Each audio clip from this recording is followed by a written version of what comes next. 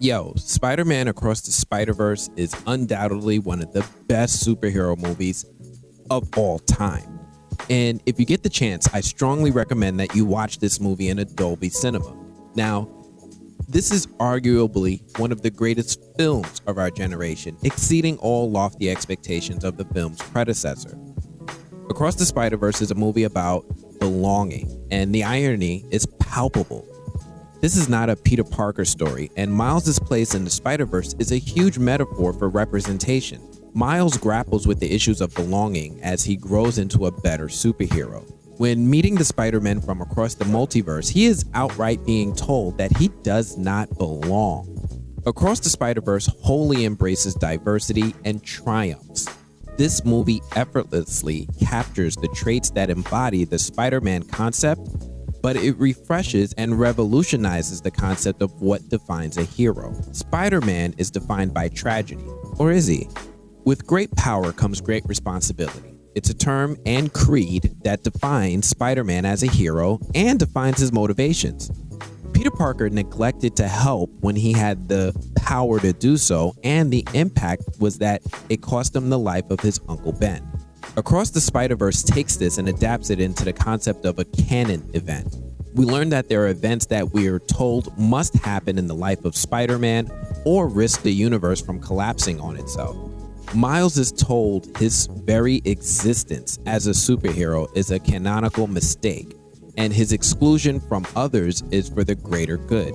In other words, he does not belong. Now, while the animation receives much acclaim, it's important to acknowledge its excellent representation. Unlike any previous Spider-Man film, this movie truly captures the vibrant atmosphere and essence of New York City. In a scene where Miles enters a bodega, we finally see New Yorkers portrayed beyond the tired old Long Island accent. The movie showcases diversity and embraces the multicultural aspects of the city. Miles throws a party on a Brooklyn rooftop, complete with the DJ spinning records, and rocks a stylish bubble coat in the summer. He sets a new fashion-forward standard for Spider-Man in the entire Spider-Verse. Moreover, this film does justice to Miles' character as a real biracial superhero. While some may label him as the Black Spider-Man, Across the Spider-Verse reminds us that he is also one of the Latino Spider-Men. Miles displays fluency in Spanish and effortlessly switches to Spanish when needed, especially during his interactions with Miguel O'Hara. This representation provides relatability for many viewers. The absence of subtitles when the characters speak different languages may bother some, but it adds immersion and appreciation for those who understand the dialogue. These moments serve a purpose beyond our comprehension and cater to a specific audience. Let's not forget to appreciate Miles' outstanding new costume as well. As a longtime fan, I was disappointed with the pink costume that Marvel Comics gave him. Thankfully, the movie redeems this with a new Bruce Lee-inspired suit, renewing my hope for future adaptations. The movie deviates from the comic book origin of Miles' Spider-Man, exploring new avenues. This creative approach showcases a level of originality that I didn't expect but thoroughly enjoyed. By intertwining the multiverse concept into Miles' origin, the film successfully expands on the groundwork laid in the first movie. Spider-Man 2099 Miguel O'Hara takes a leading role, overseeing his version of the Captain Britain Corps, consisting of a multiversal variants of Spider-Man who police the multiverse. This execution of the multiverse theme feels fresh and engaging, avoiding the risk of overuse seen in other superhero films.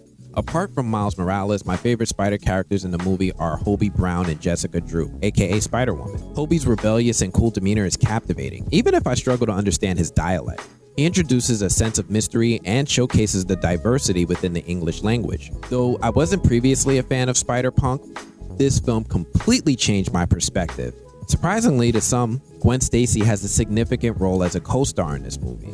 While the first film introduced multiple Peter Parkers and even Peter Porker, Across the Spider-Verse provides a more intimate portrayal, giving Gwen some deserved screen time and focus. Their chemistry and story arc are praiseworthy and add depth to the narrative. Across the Spider-Verse is, as you may have heard, a beautiful film to watch. The animation gets a lot of attention, but there's a lot more that goes into the experience being so remarkable. The use of music is outstanding and is an unprecedented success in complementing the story that's being told. Metro Boomin's fingers are all over the soundtrack, and the curation of songs is worthy of praise and accolades all along.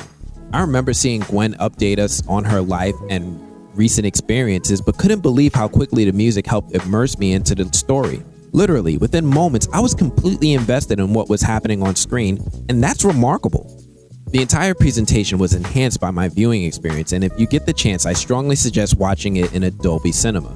Dolby Cinema unlocks the emotional impact of the film, allowing you to see the subtle details and ultra-vivid colors of Dolby Vision, and hear the immersive sound of Dolby Atmos. Dolby Cinema is specifically designed to elevate every type of movie experience, and Spider-Man Across the Spider-Verse is no exception.